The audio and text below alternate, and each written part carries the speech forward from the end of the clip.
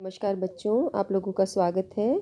आज हम अध्याय 13 महात्मा गांधी और राष्ट्रीय आंदोलन के कुछ महत्वपूर्ण बिंदुओं के बारे में पढ़ेंगे।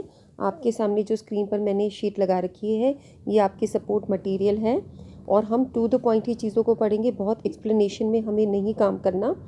यहाँ पर ये वीडियो उन बच्चों के लिए बन रहा है जो कम शब्दों में अपनी बातें बताकर हिस्ट्री एग्ज़ाम में 60 to 70% मार्क्स लेना चाहते हैं, जिनके पास कम समय है और कम समय में वो अधिक तैयारी अच्छे प्रकार से करना चाहते हैं। तो वीडियो में जो बातें मैं बोलूँगी आप उसको 2-3 बार सुनेंगे तो ये चीज़ें आपको जल्दी से याद हो जाएंगी। पहला पॉइंट हम पढ़ते हैं बच्चों। दक्षिण अफ्रीका से महात्मा गांधी ने पहली बार अहिंसात्मक विरोध की विशिष्ट तकनीक सत्याग्रह का इस्तेमाल किया। तो इसमें आपका क्वेश्चन बन सकता है कि सत्याग्रह का इस्तेमाल गांधी जी ने सबसे पहले कहाँ किया? दक्षिण अफ्रीका में किया। ये 1 मार्क क्वेश्चन आ सकता है। ठीक है, तब देवेंद्र सेन ने उनको बोला कि दक्षिण अफ्रीका ने महात्मा गांधी को महात्मा बनाया, तब ये महात्मा बन गए। ठीक है, ये 1915 की बात है। अब हम आते हैं दूसरे पॉइंट के अंदर। यहाँ पर आप देखेंगे कि हमारे पास दूसरा पॉइंट है कि 1905 से 1907 में एक स्वदेशी आंदोलन हुआ। अब की बार जो आपके एग्ज़ाम हुए थे बेटे, उसमें पूछा गया था कि कौन सा आंदोलन गांधी जी से संबंधित नहीं है। उसमें बहुत सारे बच्चों ने स्वदेशी आंदोलन को मार्क नहीं करा, दूसरे किसी ऑप्शन को मार्क किया, जैसे कि खिलाफत आंदोलन को लोगों ने, बहुत सारे बच्चों ने खिलाफत आंदोलन के साथ गांधी जी को नहीं जोड़ा, जबकि इसका उत्तर होना चाहिए स्वदेशी आंदोलन। स्वदेशी आंदोलन गांधी जी ने शुरू नहीं किया था। आप देखो उसका टाइम नोट करो, 1905 से 1907 का समय। इस वक्त गांधी जी भारत में नहीं थे। ठीक है, तो 1905 से 1907 में स्वदेशी आंदोलन कुछ नेताओं ने शुरू किया। इनका नाम है बाल गंगाधर तिलक, बंगाल के बिपिन चंद्र पाल और पंजाब के लाला लाजपत राय। तो उसको लाल बाल पाल कहा जाता है। तो आप ये याद कर लीजिए, स्वदेशी आंदोलन लाल बाल और पाल ने किया। लाल कहाँ के थे? पंजाब के। बाल कहाँ के थे? महाराष्ट्र के। और पाल थे बंगाल के विपिन चंद्र पाल। ठीक है, इससे आपके 2 मार्कर क्वेश्चन या 1 मार्कर क्वेश्चन बन सकता है। उसके बाद हमें कब फील हुआ कि गांधी जी हमारे देश में पहली बार उनकी सार्वजनिक उपस्थिति कब नजर आई? ये नजर आई 1916 में, फरवरी 1916 में, जब बनारस हिंदू विश्वविद्यालय का उद्घाटन हुआ, इनॉग्रेशन हुआ था बनारस हिंदू यूनिवर्सिटी का। तो वहाँ पर उनको बुलाया गया था भाषण देने के लिए, और उन्होंने अपने भाषण में किसके बारे में बात करी? मजदूरों और किसानों के बारे में। उन्होंने अपने भाषण का केंद्र बिंदु बनाया मजदूरों को और किसानों को। उस वक्त लोग मजदूरों और किसानों के बारे में बात नहीं करते थे, तो इसी से वो एकदम से फेमस हो गए कि ये कौन पर्सन है जो मजदूरों और किसानों के बारे में बात कर रहा है। उन्होंने ये भी बोला कि जब तक हम मजदूरों और किसानों को अपने आंदोलन में शामिल नहीं करेंगे, भारत की आज़ादी संभव नहीं है। उसके बाद चौथे पॉइंट पे आ जाइए, चंपारण सत्याग्रह। ये आपको याद रखना पड़ेगा। चंपारण सत्याग्रह कब हुआ? 1916 में हुआ। अहमदाबाद और खेड़ा में 1918 में। गांधी जी ने एक ऐसे राष्ट्रवादी नेता के रूप में उभरे जिसे गरीबी के लिए सहानुभूति थी। तो आपको तीनों याद रखने हैं। चंपारण आप याद रखिए, बिहार में चंपारण में नील के किसानों के लिए गांधी जी ने काम किया। अहमदाबाद में काम किया कपड़ा मिल के लोगों के लिए, कपास मिल में अहमदाबाद में। ये 3 आंदोलन उन्होंने एकदम से इसके बाद छेड़े थे। कब? 1916 का जब उन्होंने भाषण दिया, उसके बाद ही इन्होंने पहला आंदोलन, दूसरा आंदोलन और तीसरा आंदोलन खेड़ा का। ये बहुत बार वाइवा में भी पूछा जाता है क्वेश्चन कि कौन से थे। तो ये 1900 हम कह सकते हैं 16 से लेके 1918 तक के बीच में ये आंदोलन गांधी जी ने छेड़े थे। ठीक है, इसे आपने लर्न करना है। उसके बाद 5वें पॉइंट पे आ जाइए। 5वां पॉइंट हमारा है कि 1914 से 1918 के प्रथम विश्व युद्ध के दौरान, तो ये याद कीजिए कि फर्स्ट वर्ल्ड वॉर कब हुआ था? 1 मार्कर क्वेश्चन में आ सकता है। फर्स्ट वर्ल्ड वॉर हुआ था 1914 से 1918 के बीच में। याद हो गया आप लोगों को? तो इसमें क्या किया गया था? अंग्रेज़ों ने प्रेस पर प्रतिबंध लगा दिए थे। प्रेस का मतलब क्या है? न्यूज़पेपर्स वगैरह, कोई इन्फॉर्मेशन बाहर नहीं निकलेगी, और बिना जांच पड़ताल के कारावास की अनुमति दी। इसको रॉलेट एक्ट कहा जाता है। ठीक है, ये 2 चीज़ें, 2 पॉइंट्स रॉन्ग थे कि प्रेस में कोई इन्फॉर्मेशन नहीं जाएगी, प्रेस पर प्रतिबंध, और दूसरा बिना जांच के कारावास की अनुमति। ये आपका रॉलेट एक्ट की सिफारिशों में आ जाएगा कि आगे चलकर सर सिडनी रॉलेट समिति की सिफारिश के आधार पर इन कठोर उपायों को इन्होंने जारी रखा। तो पूछा जाएगा कि रॉलेट एक्ट में क्या किया गया? तो प्रेस पर प्रतिबंध किया गया, और दूसरी चीज़ बिना जांच के कारावास। अब आगे आ जाइए 6ठे पॉइंट पे। छठे पॉइंट में हम पढ़ेंगे कि जब ये रॉलेट एक्ट हुआ, बिना जांच के कारावास हुआ, तो बहुत सारे लोगों को, पंजाब के बहुत सारे लोग थे जो कि जिन्होंने प्रथम विश्व युद्ध में काम किया था, और ये सारे लोग नाराज़ थे अंग्रेज़ों से, क्योंकि वो चाहते थे कि अब हमने इतना अच्छा काम किया है अंग्रेज़ों के लिए, उनको लड़ाई में सहयोग किया है। फर्स्ट वर्ल्ड वॉर में अंग्रेज़ों की साइड से हमारी सेना लड़ी थी, और हमारी सेना के अधिकतर सेना लोग पंजाब से आते थे।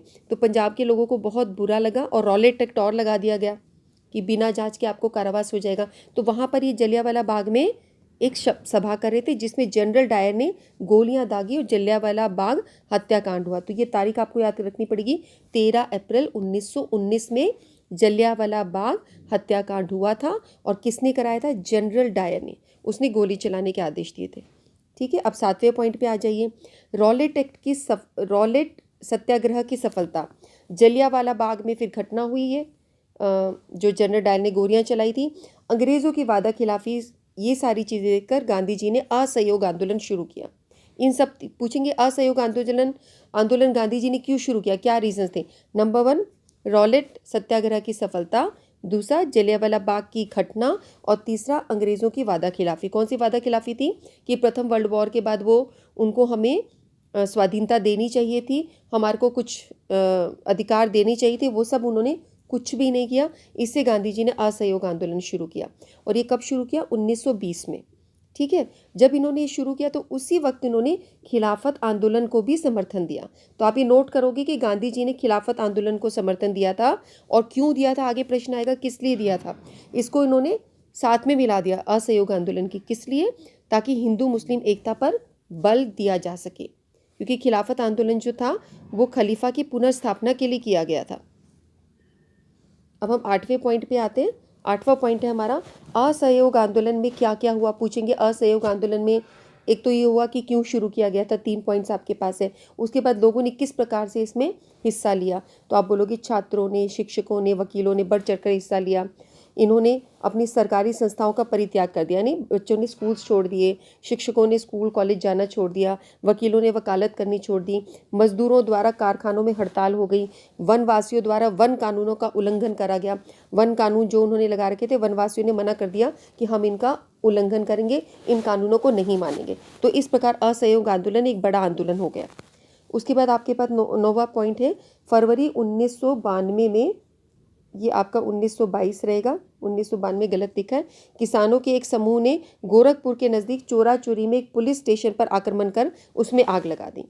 तो आप ये नोट करोगे कि चोरा चोरी में पुलिस स्टेशन पर आक्रमण किया और वहाँ आग लग गई, जिसमें कई पुलिस वाले मारे गए। और गांधी जी अहिंसा के पक्षधर थे। अब यहाँ पर हो गई हिंसा, चोरा चोरी में पुलिस स्टेशन पर अटैक कर दिया और उसमें कई पुलिस वाले घायल हो गए, मर गए। परिणाम स्वरूप गांधी जी ने असहयोग आंदोलन को स्थगित कर दिया। ये प्रश्न पूछा जाएगा, असहयोग आंदोलन क्यों स्थगित हुआ? असहयोग आंदोलन क्यों हुआ? देखो इस पॉइंट में करा कि असहयोग आंदोलन क्यों हुआ, यहाँ पर क्यों हुआ, रीज़न किस लिए हुआ, कैसे किया गया, इस पॉइंट में है। उसके बाद उसको क्यों रोका गया, ये 9वें पॉइंट पे है। क्लियर हो गया?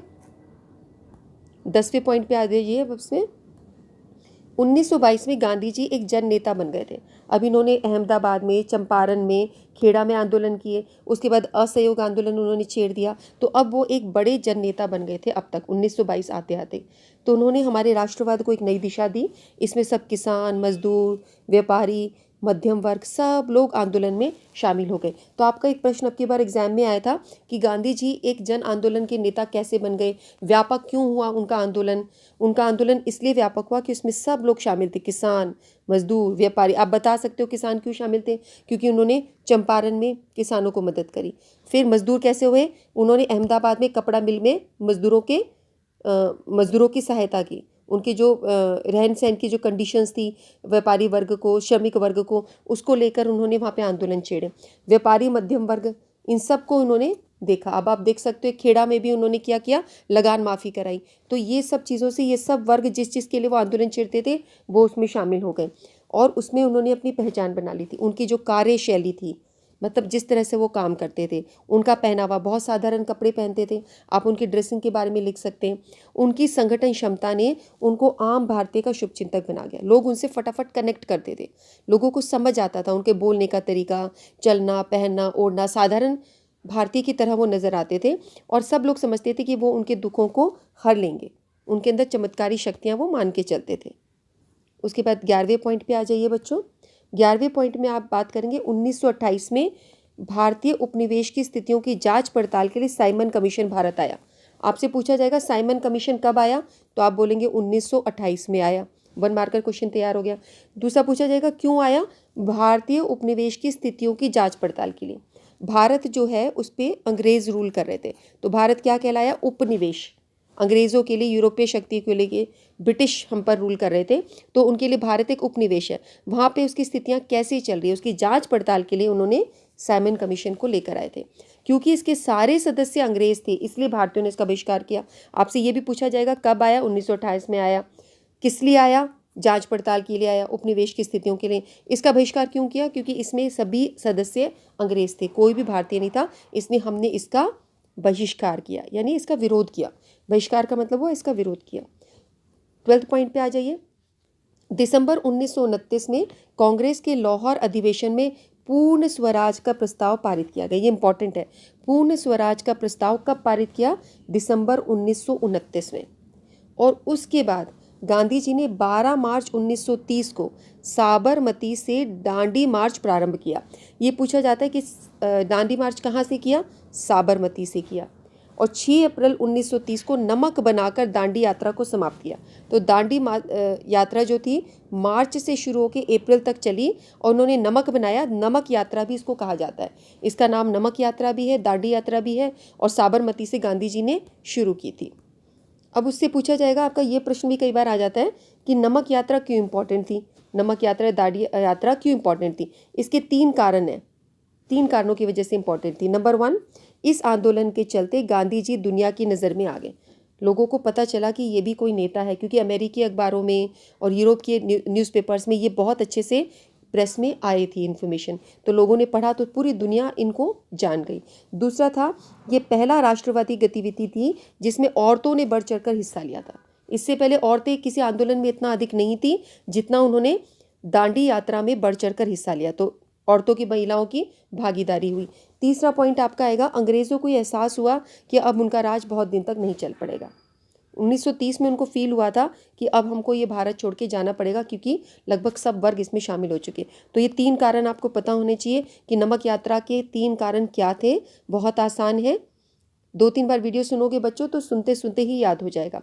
उसके बाद आपका एक गांधी इरविन समझौता भी कई बार आ जाता है। ये कब हुआ था, 1931 में हुआ था। 1931 में गांधी इरविन समझौता हुआ, जिसकी शर्तों में सविनय अवज्ञा वापस लेना। अब ये बोलेंगे कैसे सक्सेसफुल हुआ, गांधी इरविन समझौता कैसे सक्सेसफुल हुआ, कैसे सफल हुआ, ये माना जाएगा। गांधी जी और इरविन जी के बीच में बात हुई थी, क्यों हुआ, तो आप बोलेंगे सविनय अवज्ञा आंदोलन वापस लिया गया। पहले सविनय अवज्ञा आंदोलन वापस लेना, पहली चीज़। दूसरी चीज़ कैदियों की रिहाई, दूसरा पॉइंट हुआ कैदियों की रिहाई। उसके बाद तीसरा पॉइंट है तटीय इलाकों में नमक उत्पादन की अनुमति। ये तीनों चीज़ें इसमें शामिल थी। तो 3 रीजंस हो गए जो हम कहेंगे कि गांधी इरविन समझौते में हुए थे। उसके बाद गांधी जी ने भारत छोड़ो आंदोलन शुरू किया। ये एक जन आंदोलन था। आपसे पूछा जाएगा जन आंदोलन क्यों था। जन आंदोलन का मतलब क्या है, देखो वर्ड देखो बच्चों, जनादोलन, इसके अंदर जन और आंदोलन 2 शब्द मिले हुए। जन का मतलब होता है लोग, और आंदोलन का मतलब होता है ये जो हम सब आंदोलन करते हैं मिलजुल के, जहाँ पे लोग किसी एक पर्पस के लिए इकट्ठे होते हैं और अपनी बातें सरकार के आगे या किसी के आगे रखते हैं, उसको फिर सब लोगों की भागीदारी हुई, इसलिए जन आंदोलन उसको कहते हैं। इसके अंदर गांधी जी, नेहरू और प्रमुख नेताओं की गिरफ्तारी करी गई। भारत छोड़ो आंदोलन में बहुत सारे लोग अरेस्ट हुए थे, ये सब नेता गिरफ्तार हुए, लेकिन फिर भी आंदोलन चलता रहा, क्योंकि यहाँ पे बहुत सारे युवा लोग मिल गए थे। नेता अंदर थे जेल में, फिर भी आंदोलन चल रहा था, क्योंकि बहुत सारे युवा, बच्चे, शिक्षक, वकील, औरतें, छोटे बच्चे, ये सब इसमें शामिल हो गए थे। जयप्रकाश नारायण द्वारा भूमिगत प्रतिरोध आंदोलन छेड़ा गया। सतारा में, मिदनापुर और बलिया में स्थानीय स्वतंत्र सरकार की स्थापना। ये प्रश्न भी आपका आगे आएगा कि स्वतंत्र सरकार की स्थापना कहाँ की गई। ये 3 जगह पर उन्होंने क्या किया, जब ये देखा कि बहुत बड़ा आंदोलन छिड़ गया, भारत छोड़ो आंदोलन 1942 में छेड़ा गया था, अब उन्होंने सोचा किसी किसी जगह पर हम स्थानीय सरकार चला लेते हैं। तो वो कौन कौन सी जगह हुई, सतारा, एक ये नाम लिखा है, उसके बाद दूसरा मिदनापुर और तीसरा बलिया। ठीक है, ये तीनों नाम आपको याद रखने पड़ेंगे। इन 3 जगह पर उन्होंने अपना स्वतंत्र सरकार की स्थापना कर दी कि यहाँ पे स्वतंत्र सरकार रहेगी आपकी। उसके बाद 17वें पॉइंट पे आ जाइए बच्चों। समकालीन स्रोत जैसे गांधी जी के सहयोगी और प्रतिद्वंदियों का भाषण लेखन, गांधी जी की आत्मकथा, जीवनी, पुलिस रिकॉर्ड, अखबारों में छपे रिपोर्ट, निजी पत्राचार गांधी जी को समझने में बहुत महत्वपूर्ण स्रोत है। अब हर प्रश्न का जब भी आप हिस्ट्री में कोई भी चीज़ पढ़ते हैं तो एक स्रोत इंपॉर्टेंट क्वेश्चन होता है कि कहाँ से सारी इन्फॉर्मेशन मिली। तो आप ये देखेंगे सारी इन्फॉर्मेशन हमें मिली है गांधी जी के सहयोगियों से, नंबर 1, उनके प्रतिद्वंदियों से जो उनको पसंद नहीं करते थे, उनके सहयोगियों और प्रतिद्वंदियों के भाषण और लेखन, यानी हमें भाषण और लेखन मिला है गांधी जी के सहयोगियों का, उनके प्रतिद्वंदियों का।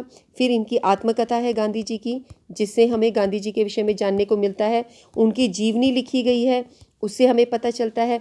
पुलिस रिकॉर्ड्स, पुलिस में जब वो अरेस्ट हुए तो वहाँ पे भी रिकॉर्ड होते थे, पुलिस रिकॉर्ड से हमें इन्फॉर्मेशन मिलती है। फिर न्यूज़पेपर्स में जो छपता था उससे हमें मिलती है। उसके बाद कुछ लेटर्स भी गांधी जी के निजी लेटर्स है, लोग उनको लिखते थे, वो किसी को लिखते थे, इन सब से हमें पता चल जाता है। तो देखो 1 पॉइंट हुआ, 2, 3, 4, 5, 6, 7, ये 7 स्रोत मैंने आपको बता दिए कि इन 7 स्रोतों से हम गांधी जी से संबंधित इन्फॉर्मेशंस ले सकते हैं।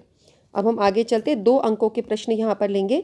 2 अंकों के प्रश्न ज़्यादातर आप कर चुके हो, अभी जो ऊपर हमने चीज़ें पढ़ी हैं उन्हीं से आपने ये सारे आंसर्स आपके हो जाएंगे। जैसे पहले देखो क्या लिखा है, खिलाफत आंदोलन से क्या अभिप्राय है। तो खिलाफत आंदोलन अभी आपको बताया गया था, खिलाफत आंदोलन तुर्की के शासक द्वारा कमाल अतातुर्क द्वारा समाप्त किए गए इस्लाम के सबसे बड़े नेता खलीफा की पुनर्स्थापना के लिए किया गया था। तो तुर्की में छेड़ा गया था खलीफा की पुनर्स्थापना की, खलीफा को फिर से स्थापित किया जाए, इसलिए छेड़ा गया। गांधी जी ने इसको असहयोग आंदोलन के साथ क्यों मिलाया? क्योंकि वो चाहते थे हिंदू मुस्लिम दोनों एकता से असहयोग आंदोलन में जुड़ जाए, इसलिए इन्होंने इसको शामिल करा ताकि दोनों धर्मों के लोग एक साथ मिलजुल के काम करें, ये उनका पर्पस था। दूसरा है रॉलेट एक्ट। क्या था रॉलेट एक्ट? हमें भी बताया कि प्रेस की प्रतिबंध कर दिया गया था। दूसरी चीज़ क्या थी कि आपको बिना किसी जांच के, बिना किसी ठोस सबूतों के आपको कारावास था। ये दोनों उसकी 2 संस्तुतियाँ हो गई रॉलेट एक्ट की। ठीक है, उसके बाद में आपके पास में आता है नेक्स्ट हम प्रश्न देखते हैं। अगला प्रश्न है 1931 में लंदन में आयोजित दूसरे गोलमेज सम्मेलन की असफलता के कोई 2 कारण बताइए। देखो पहला गोलमेज सम्मेलन हुआ था वो असफल रहा था क्योंकि इसमें कोई भी शामिल नहीं हुआ, लेकिन जो दूसरा गोलमेज सम्मेलन था इसमें गांधी जी शामिल हुए थे। इसके बारे में बात करते हैं। 1931 में, तीसरे प्रश्न की मैं बात करूं, 1931 में ये बोल रहा है दूसरा गोलमेज सम्मेलन। अगर आप कोई बोले कोई फर्स्ट गोलमेज सम्मेलन में क्या हुआ, कोई भी शामिल नहीं हुआ, लेकिन सेकंड गोलमेज सम्मेलन में गांधी जी कांग्रेस के प्रतिनिधि बनकर शामिल हुए थे। ठीक है, लेकिन दूसरी पार्टी ने उसका विरोध किया, दलितों ने विरोध किया। BR अम्बेडकर जी ने बोला कि हमारे दलितों के प्रतिनिधि नहीं हैं। ठीक है, मुस्लिम लीग ने अपोज किया कि ये हमारे प्रतिनिधि नहीं है। तो इस प्रकार से ये हम बोलेंगे कि असफलता ही हुई। हालांकि गांधी जी शामिल हुए थे उसके अंदर, लेकिन इसको किसी भी हमारे भारतीय दूसरे दलों ने इसको माना नहीं। तो हम ये कह सकते हैं कि दूसरा जो गोलमेज सम्मेलन है वो भी असफल हो गया। अब आप आ जाइए नेक्स्ट प्रश्न पर। यह है हमारा क्रिप्स मिशन की विफलता के क्या कारण थे। तो अब यहाँ पर हम देखते हैं कि क्रिप्स मिशन क्या था। क्रिप्स मिशन वो था जो कि भारत में 1942 में क्रिप्स मिशन आया था भारत में। ठीक है, और ये क्यों आया था ये प्रश्न भी हम देख लेते हैं। इसने बोला कि विफलता के कारण बताइए। क्रिप्स मिशन आया था कि भारत में अंग्रेज़ों की स्थिति यानी उपनिवेशी सरकार की स्थिति को सुदृढ़ करने के लिए वो भारत में आया, लेकिन ये विफल हो गया। विफल इसलिए हो गया कि इसमें हमने देखा कि जब कांग्रेस ने इसके साथ वार्ता करी तो उन्होंने बोला कि यदि आप चाहते हो, कांग्रेस का समर्थन चाहते हो, तो आपको अपनी कार्यकारी परिषद में किसी न किसी भारतीय को नियुक्त करना पड़ेगा। और इसी बात पे सारी वार्ता टूट गई। वो अपनी परिषद में उनकी कार्यकारी परिषद क्या हुआ बेटा, जहाँ पे काम करने की जो परिषद होती है, कार्यकारी परिषद में किसी भारतीय को नहीं लिया गया। इसी पॉइंट पे सारी ये वार्ता आपकी टूट गई। और 1942 में वो आए थे, वो चाहते थे कि कांग्रेस हमको सपोर्ट कर दे, लेकिन किसी भारतीय को शामिल नहीं किया गया, इस वजह से ये वार्ता टूट गई।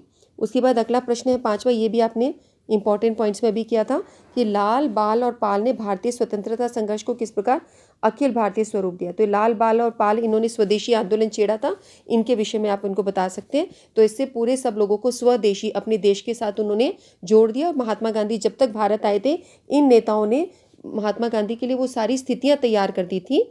जब वो पढ़ने के लिए गए थे तब भारत अलग था, लेकिन जब वो 1915 में भारत में लौट के आए तब तक इन नेताओं ने भारत की स्थिति पूरी इस तरह से बना दी थी कि कांग्रेस की स्थापना हो चुकी थी और लोग एक तरफ से मन बना चुके थे कि हमें अंग्रेजी सरकार से मुक्त होना है। उसके बाद छठा प्रश्न आता है, चंपारण सत्याग्रह प्रारंभ करने के क्या कारण थे। चंपारण सत्याग्रह स्टार्ट किया गया था, किसके लिए शुरू किया गया था? क्योंकि बिहार में, ये चंपारण कहाँ है बेटे? बिहार में। यहाँ पे सत्याग्रह किया गया क्योंकि नील उत्पादकों द्वारा किसान के साथ कठोर व्यवहार होता था। किसानों के साथ नील उत्पादक, ज़बरदस्ती उनसे नील उत्पादन कराया जाता था। वो अन्य फसल नहीं उत्पादन नहीं कर पाते थे, उनको कहा जाता था आप नील उत्पादन करेंगे, और उन्हें अपनी पसंद की चीज़ों को बोने का, फसल काटने का कोई हक नहीं था। और उसके बाद वो उनसे सस्ते दामों पे नील खरीदते थे, बाहर ऊंचे दामों पे बेचते थे, और अपनी ज़रूरत की चीज़ें किसानों को बाहर से खरीदनी पड़ती थी अधिक ऊंचे दामों पर। इस वजह से वो लोग परेशान थे। तो ये इनका कारण था नील सत्याग्रह शुरू करने का। सातवें प्रश्न पे आ जाइए। 1946 के विधानमंडल चुनाव की दो विशेषता बताइए। 1946 में हमारे जो चुनाव हुए थे, इसमें प्रांतीय विधानमंडल के लिए चुनाव कराए गए थे। 1942 में आप देख रहे हो क्रिप्स मिशन आया, हमारा भारत छोड़ो आंदोलन चल गया। तो अब अंग्रेज़ों को इतना तो समझ में आ गया था कि बड़ी डिफ़िकल्ट सिचुएशंस हो गई हैं, तो उन्होंने विधानमंडल के चुनाव कराए। उन्होंने किस हिसाब से चुनाव कराए? उन्होंने बोला चलो प्रांतीय विधानमंडल के हम चुनाव करवा देते हैं। और इसमें क्या हुआ, उसके रिजल्ट्स में जो सामान्य श्रेणी थी, यानी कि जनरल में, सामान्य श्रेणी में यानी जनरल कैटेगरी में कांग्रेस को बहुमत मिली थी। जनरल कैटेगरी में कांग्रेस को भारी सफलता मिली। और जो दूसरी जो आरक्षित सीटें थी वो कौन सी थी? मुस्लिम्स के लिए जो आरक्षित सीटें थी वहाँ पर मुस्लिम लीग को बहुमत मिली। तो कांग्रेस और मुस्लिम लीग जीत कर आई।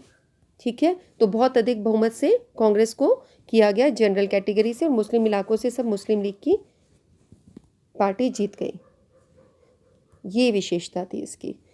असहयोग आंदोलन शुरू करने से 8वें पॉइंट पे आ जाएंगे। तो गांधी जी ने कौन कौन से आंदोलन क्षेत्रीय स्तर पर किए थे? अब ये असहयोग आंदोलन जब आपका हुआ था, ठीक है, उससे पहले कौन कौन से आंदोलन किए थे? तो आप ये बोल सकते हो कि जब 1916 से लेके 1918 तक उन्होंने बिहार में चंपारण में, ठीक है, चंपारण, अहमदाबाद और खेड़ा में, ये तीनों आप उनका नाम दे सकते हो, अहमदाबाद और खेड़ा। दांडी यात्रा का भी आप उल्लेख कर सकते हो कि उन्होंने दांडी यात्रा भी करी थी गांधी जी ने। असहयोग आंदोलन शुरू होने से पहले दांडी यात्रा भी की गई थी। ये सारे उनके आंदोलन आ जाएंगे। नेक्स्ट आपका है, गांधी जी के कुछ प्रमुख अनुयायियों के नाम लिखिए जिनका गांधीवादी राष्ट्रवाद के विकास में योगदान था। तो गांधी जी के कुछ प्रमुख अनुयायी हम कौन कौन से लिख सकते हैं? हम लिख सकते हैं उनके नाम। एक तो हम लिख सकते हैं कि पटेल थे,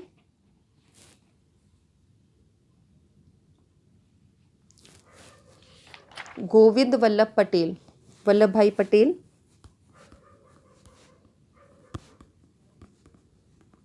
इनको हम बोल सकते हैं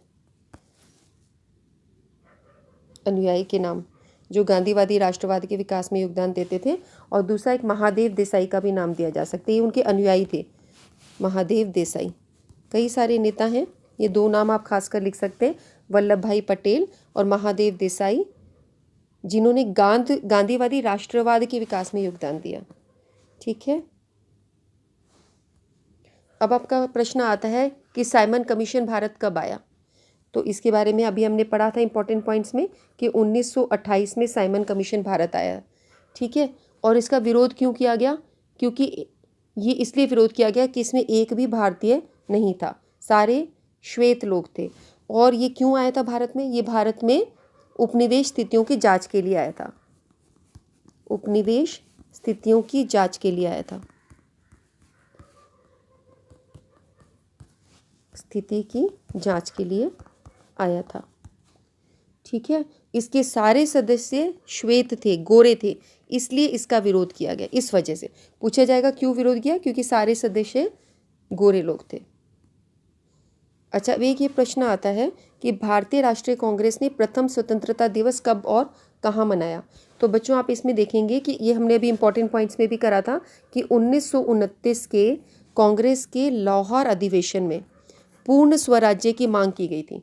आपने अभी इंपॉर्टेंट पॉइंट्स में ऊपर देखा था, महत्वपूर्ण स्मरणीय बिंदु में। उसके बाद 26 जनवरी 1930 में 26 जनवरी 1930 को देश में पहली बार राष्ट्रीय ध्वज फहराकर और देशभक्ति गीत गाकर स्वतंत्रता दिवस मनाया गया था।